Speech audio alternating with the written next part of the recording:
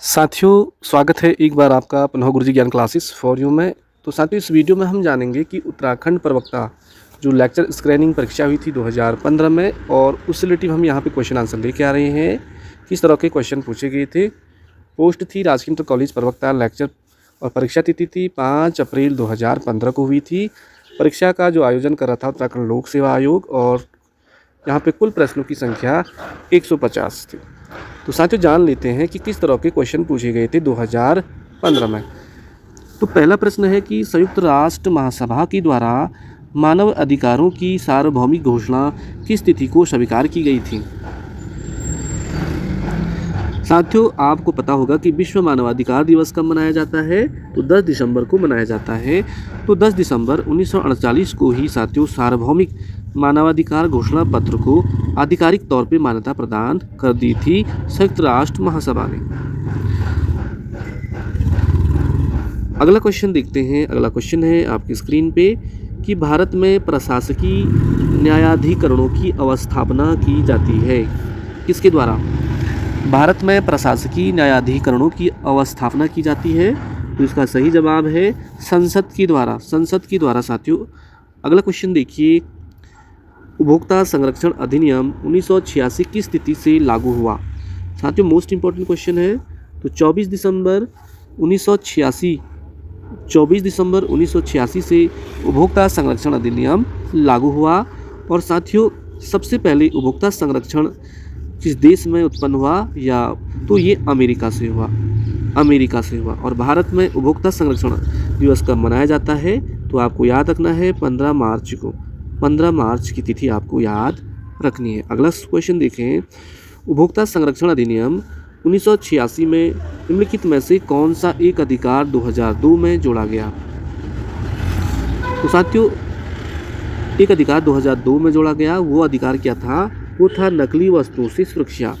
नकली वस्तुओं से सुरक्षा कैसे करनी है, तो 2002 में ये अधिकार जोड़ दिया गया था। अगला क्वेश्चन देखिए, बौद्धिक संपदा अधिकार के अंतर्गत मस्तिष्क प्रजनित उत्पादन बौद्धिक कार्य का स्वामित्व निहित है, और दो समूह अधिकृत स्वामित्व एवं औद्योगिक संपत्ति खंडों में विभक्त किया जा सकता है।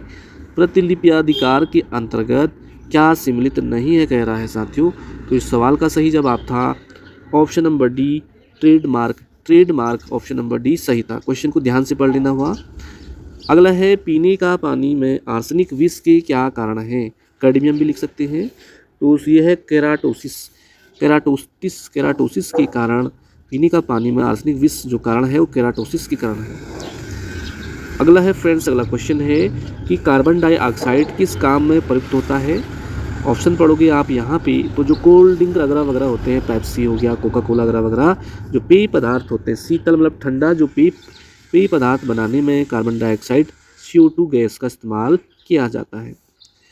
अगला है फ्रेंड्स, डॉक्टर MS स्वामीनाथन ने गेहूं की एक उत्तरीवर्ती किस्म बनाई जो कहलाती है, तो कौन सी बनाई, सरबती सोनरा ये गेहूं की किस्म है। पूसा लरमा ये भी गेहूं की किस्म है। पूसा 96 और पूसा पर्वती ये साथियों सब गेहूं की किस्में हैं। लेकिन डॉक्टर MS स्वामीनाथन ने जो किस्म बनाई थी वो थी सरबती सोनेरा आपको याद रखना है। और डॉक्टर स्वामीनाथन ये क्या थे, ये साथियों दिल्ली प्रख्यात जो कृषि विद्यालय था ICAR, वहाँ पर ये वैज्ञानिक रहे, और भारत में हरित क्रांति के जनक भी स्वामीनाथन को माना जाता है। अगला देखिए, अगला है क्वेश्चन फ्रेंड्स कि सूर्य के अंदर ऊर्जा उत्पादन का सर्वाधिक संभावित कारण माना जाता है, तो नाभिकीय संलयन। साथियों, नाभिकीय संलयन जो होता है उसमें दो हल्के नाभिक आपस में मिलकर एक भारी नाभिक का निर्माण करते हैं, वो जो प्रोसेस है वो कहलाती है नाभिकीय संलयन। और सूर्य के अंदर ऊर्जा उत्पादन का सर्वाधिक जो संभावित कारण माना जाता है वो नाभिकीय संलयन। तो साथियों, हाइड्रोजन बम भी आधारित है आपका नाभिकीय संलयन पर, और परमाणु बम पूछेगा तो वो नाभिकीय विखंडन पर आधारित है। अगला क्वेश्चन देखिए, निम्नलिखित में से किस खिलाड़ी ने विंबलडन 2014 के एकल अंतिम मैच को जीता था। साथियों देखिए, खेल से रिलेटेड भी क्वेश्चन बनेंगे स्क्रीनिंग में।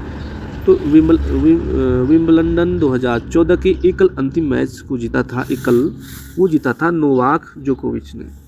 और साथियों क्वेश्चन आ जाता है कि नोवाक जोकोविच ये किस देश के खिलाड़ी थे, तो ये थे सर्बिया के। सर्बिया इस तरह से लिख लोगे आप, सर्बिया के। अगला है फ्रेंड्स, अगला क्वेश्चन है कि निम्नलिखित में से किस एक का हरित गृह प्रभाव में योगदान है। देखिए साथियों, नाइट्रोजन का भी है, आर्गन का भी है, ऑक्सीजन का भी है, नहीं जलवाष्प। ये 4 ऑप्शन दे रखे हैं। कह रहा है कि किस एक का हरित गृह प्रभाव में योगदान है, तो जलवाष्प। ऑप्शन नंबर डी बिल्कुल जलवाष्प। तो हरित गृह जो पृथ्वी के तापमान में वृद्धि हो जाती साथियों, उसे ग्रीन हाउस इफेक्ट कहते हैं, वही चीज़ है ये, तो जलवाष्प का है। और उसमें CO2 के द्वारा भी होता है, नाइट्रस ऑक्साइड के कारण भी होता है N2O, और मीथेन के कारण भी होता है मीथेन, और जलवाष्प के कारण ये गैसें हरित गृह प्रभाव को प्रभावित करती हैं। तो जलवाष्प राइट ऑप्शन है। अगला देखिए, रेडान 222 जो फेफड़ों के कैंसर से होने वाली मृत्यु के लिए उत्तरदायी है और कहाँ इसका स्रोत है, कह रहा। तो ये प्राप्त होता है यूरेनियम 235 से। यूरेनियम 235 से साथियों रेडान 222 ये प्राप्त होती है, जो फेफड़ों के कैंसर से होने वाली मृत्यु के लिए उत्तरदायी है। अगला देखिए, ओजोन परत की मोटाई किस में मापी जाती है, जो ओजोन लेयर है, Dobson unit DU Dobson unit में साथियों ओजोन परत की मोटाई मापी जाती है। अगला क्वेश्चन देखिए, निम्नलिखित में से कौन सी प्रोटीन दुग्ध में उपस्थित है।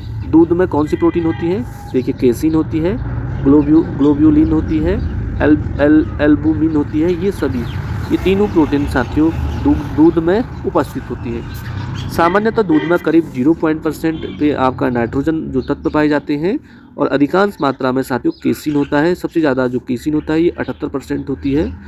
उसके बाद एल्बुमिन जो होती है थर्ड वाली, ये 10 से 15%, और जो ग्लोबिन होती है ये सबसे कम 2 से 5% ये पाई जाती है। तो तीनों प्रोटीन पाई जाती है। ऑप्शन नंबर डी आपका सटीक है। अगला क्वेश्चन देखिए कि निम्नलिखित में से कौन ट्रिप्सिन एंजाइम का स्रोत है। ट्रिप्सिन, तो देखिए साथियों ट्रिप्सिन या काइमोट्रिप्सिन ये सारे प्रेंक्याटिक रस से उत्पन्न होते हैं। अग्न्याशयी रस से उत्पन्न होने वाले जो एंजाइम्स होते हैं उनको प्रेंक्याटिक रस भी कहते हैं। तो ट्रिप्सिन हो जाएगा प्रेंक्याटिक रस से। अगला क्वेश्चन देखिए 16वां, भारत में हरित क्रांति के जनक कौन है। तो साथियों अभी बताया था हमने कि जो पूर्व DG थे ICAR के जो वैज्ञानिक भी रहे, कृषि वैज्ञानिक डॉक्टर स्वामीनाथन यही भारत में हरित क्रांति के जनक हैं। और साथियों इनकी जो मृत्यु हो गई थी 2009 में, 95 वर्ष की आयु में इनकी डेथ हो गई थी, और इन्हें नोबेल पुरस्कार से भी सम्मानित किया गया था। अब विश्व में हम बात करें तो हरित क्रांति के जनक हैं, वर्ल्ड की बात करें तो उनका नाम था नोमान ई बोरलॉग, आपको याद रखना। अगला क्वेश्चन है कि भारत में राष्ट्रीय आय में किस क्षेत्र का सर्वोत्तम योगदान है। देखिए साथियों अभी पढ़ा हमने, सबसे ज़्यादा जो योगदान है भारत की, कह रहा राष्ट्रीय आय में किस क्षेत्र का सबसे सर्वोत्तम योगदान है। प्राथमिक क्षेत्र का है, या द्वितीय क्षेत्र का, या तृतीय क्षेत्र का है, या और तृतीय क्षेत्र के अंतर्गत आता है सेवा क्षेत्र, सेवाग्राह वगैरह ड्यूटीज, और यहाँ पे आ जाता है विनिर्माण सेकंड पे, और फर्स्ट पे देख साथियों कृषि हो जाता है। तो भारत के परिप्रेक्ष्य में देखें कि भारत की राष्ट्रीय आय में किस आय का सर्वोत्तम स्रोत है, तो तृतीय क्षेत्र का हो जाएगा, सेवा क्षेत्र का। वहीं उत्तराखंड की हम बात करें तो उत्तराखंड में द्वितीय क्षेत्र का सबसे ज़्यादा योगदान है। अगला देखिए, विश्व बैंक का प्रधान कार्यालय कहाँ है, कह रहे हैं। तो विश्व बैंक का जो प्रधान कार्यालय है साथियों वाशिंगटन DC में है, वाशिंगटन DC में है। अगला देखिए 19वां क्वेश्चन कि कृषि उत्पादकता के निर्धारक कारक हैं। यदि कृषि का उत्पादन करना है उसके लिए भूमि चाहिए, श्रम चाहिए, पूंजी चाहिए। ये सभी चीज़ें जब हमारे पास होगी तभी जाकर के हम कृषि उत्पादकता को बढ़ा सकते हैं या कर सकते हैं। अगला क्वेश्चन है 20वां कि भारत में जन्मे वैज्ञानिक डॉक्टर संजय राजा राम, जिन्हें वर्ष 2014 का विश्व खाद्य पुरस्कार मिला है, किस देश के नागरिक हैं। साथियों भारत में जन्मे हैं ये वैज्ञानिक, लेकिन ये किस देश के वैज्ञानिक हैं, मैक्सिको के थे। डॉक्टर संजय राजा राम ये मैक्सिको के वैज्ञानिक हैं और भारत में जन्मे हैं। इन्हें विश्व खाद्य पुरस्कार दिया गया 2014 में। अगला क्वेश्चन है साथियों कि वर्ष 2013 का सरस्वती सम्मान किसे दिया गया। आप इसी तरह से क्वेश्चन बना सकते हैं 13, 14, 15, 16, 18, 25 हो गया आज कि वर्ष 2013 का सरस्वती सम्मान किसे दिया गया। तो साथियों इसका राइट आंसर था गोविंद मिश्र को। गोविंद मिश्र को दिया गया 2013 का सरस्वती सम्मान पुरस्कार। तो साथियों इस पुरस्कार की शुरुआत की हम बात करें तो 1991 से इस पुरस्कार की शुरुआत हुई थी और सरस्वती सम्मान देने का जो काम करता है प्रतिवर्ष ये करता है बिड़ला फाउंडेशन। बिड़ला फाउंडेशन करता है, साहित्य के क्षेत्र में दिया जाने वाला यह पुरस्कार होता है। अगला क्वेश्चन देखिए कि ग्लासगो में हुई राष्ट्रमंडल खेल 2014 में सीमा पुनिया ने डिस्कस थ्रो में कौन सा पदक जीता। तो साथियों रजत पदक जीता था, रजत। क्वेश्चन आ सकता है कि सीमा पुनिया किस खेल से संबंधित है, तो ये है डिस्कस थ्रो से संबंधित है। ग्लासगो में हुए थे साथियों राष्ट्रमंडल खेल 2014 के। और अभी उत्तराखंड में चल रहे हैं राष्ट्रीय खेल 38वें और ये 12 स्थानों पे चल रहे हैं साथियों।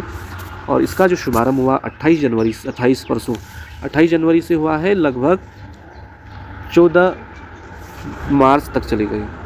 अगला क्वेश्चन देखिए, अफगानिस्तान के 2014 में निर्वाचित राष्ट्रपति कौन है। 2014 की बात है, अशरफ घानी अहमद जई। ऑप्शन नंबर सी बिल्कुल सही है।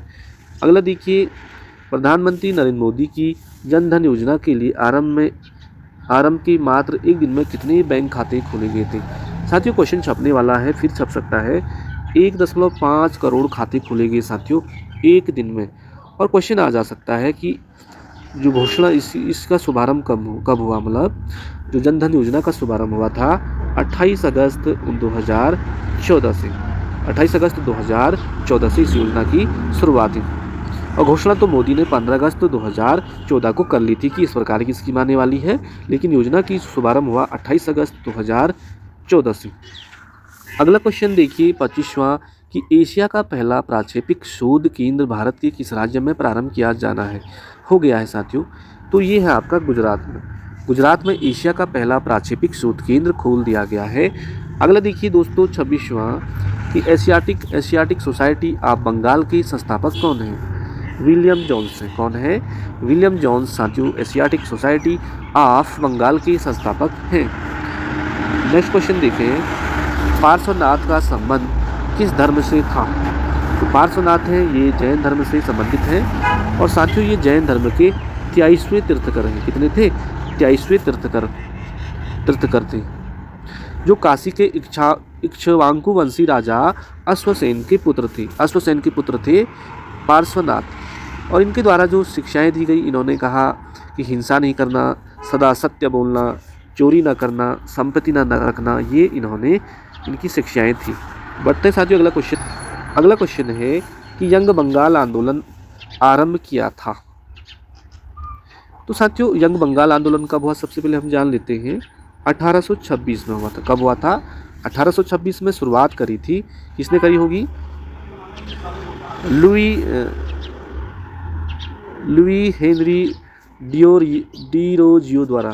ये वाला ये हेनरी डिरोजियो के द्वारा साथियों यंग बंगाल आंदोलन का आरंभ कर दिया गया था 1826 में। अगला क्वेश्चन देखिए, निम्नलिखित में से किस एक दस्तावेज को आधुनिक भारतीय शिक्षा का मैग्ना कार्टा माना जाता है। तो साथियों मैग्ना कार्टा आपने पढ़ा होगा बीएड की क्लासों में। वुड डिस्पेच सर रस चार्ल्स वुड की अध्यक्षता में गठित समिति ने 1854 में भारत में भावी शिक्षा के लिए बृहद योजना तैयार की, जिसमें अखिल भारतीय स्तर शिक्षा की नियामक पद्धति का गठन किया गया। चार्ल्स वुड के डिस्पेच को ही साथियों क्या कहा जाता है? भारतीय शिक्षा का मैग्ना कार्टा कहा जाता है। अगला क्वेश्चन देखिए, और साथियों आज का आखिरी क्वेश्चन है इस वीडियो में कि ब्रिटिश भारत में हुई पहली सरकारी योजना का वर्ष था। ब्रिटिश भारत में हुई पहली सरकारी जनगणना को वर्ष था, तो ये था इसका सही 1881। ऑप्शन नंबर बी 1881 में साथियों ब्रिटिश भारत में पहली सरकारी जनगणना हुई थी। लेकिन हम भारत में सन वैसे 1872 में पहली बार जनगणना की थी भारत की बात की जाए, किंतु जनसंख्या का जो क्रमवार आकलन सन 1881 में किया गया। तो साथियों ये थे इंपॉर्टेंट क्वेश्चन। 2015 का ये प्रवक्ता स्क्रीनिंग का पेपर है। सारे क्वेश्चनों को हम बिल्कुल जैसे हमने 2021 वाला करा उसी तरह से करेंगे, बस आपको क्वेश्चन आंसर देखने हैं। गुरुजी ज्ञान क्लासेस के लिए आपको एक लाइक की कमेंट जरूर करना है। धन्यवाद मित्रों, नमस्कार, बाय बाय, जय हिंद।